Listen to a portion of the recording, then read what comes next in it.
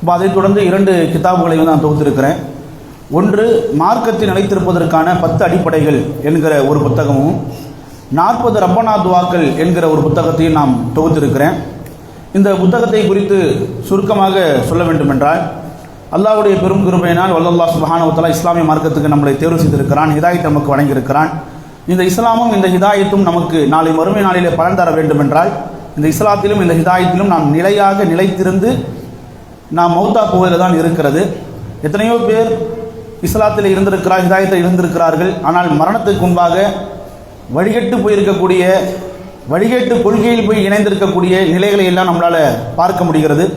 அப்போ அந்த வகையில் தூய இஸ்லாமிய கொள்கையில் நிலையாக இருந்து அதிலேயே மரணிக்க வேண்டும் என்கின்ற அடிப்படையிலே மதிப்புக்குரிய ஷேக் அப்துல் ரஸாக் அல் பத்ர், சவுதியை சார்ந்த மஸ்ஜித் நபவியுடைய ஆசிரியர், அவங்க எழுதிய ஒரு புத்தகம் தான் இந்த புத்தகம். அந்த புத்தகத்தை நான் மொழிபெயர்த்திருக்கிறேன்.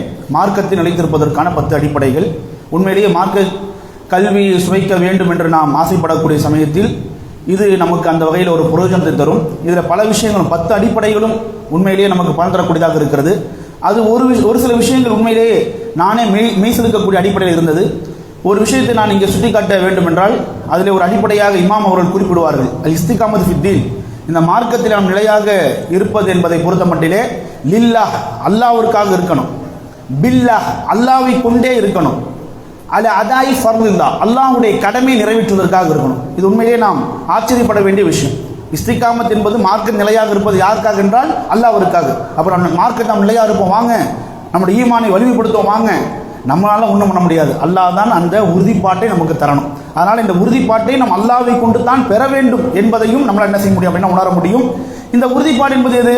நான் தௌஹீத உறுதியாக இருக்கிறேன், நான் இஸ்லாத்தை உறுதியாக இருக்கிறேன் என்பது வெறுமனே பேச்சிலேயோ சொல்வதிலோ கிடையாது. அல்லாஹ் எதை நம் மீது கடமையாக்கி இருக்கிறானோ அதை நிறைவேற்றுவதில் தான் அந்த இஸ்திகாமத் என்பது இருக்கிறது என்பதை அழகுபட அவர்கள் விவரித்திருப்பார்கள். உண்மையிலேயே இது நமக்கு பிரயோஜனம் தரக்கூடியதாக இருக்கிறது. அதே போன்று ரப்பனா துவாக்கள், நாம் நிறைய துவாக்கள் அறிந்திருக்கிறோம். பெரும்பான்மையான துவாக்கள் நாம் ஹதீஸ்களில் இருந்து அறிந்திருக்கிறோம். குர்ஆனிடம் இருக்கக்கூடிய பல துவாக்களை நாம் அறியாமல் இருக்கிறோம்.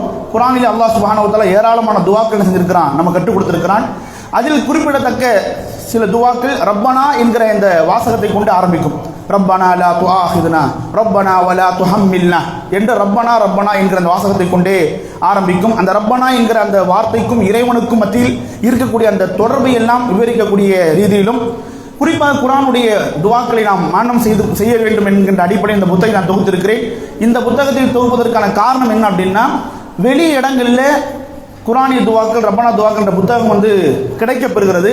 அதை நாம் வாங்கி பார்க்கிற பொழுது அந்த துவாக்களோடு என்ன செய்யறாங்க அப்படின்னா வேறு துவாக்களும் இணைத்து விடுகிறார்கள். 2ஆம் கலிமா 3ஆம் கலிமா என்பதை போன்றும் மஸ்னூன் இல்லாத, சுன்னத்தில் நபிஸல்லல்லாஹு காட்டி தராத சில துவாக்கள் என்ன செஞ்சாங்க அப்படின்னா இணைத்து விடுகிறார்கள். அப்பவும் குர்ஆன் சொன்ன அடிப்படையில், தூய்மையான அடிப்படையில் இந்த ரப்பனா துவாக்களை தொகுக்க வேண்டும் என்கிற அடிப்படையில் ஒரு முயற்சியாக இந்த 2 கிதாபை நான் தொகுத்திருக்கிறேன்.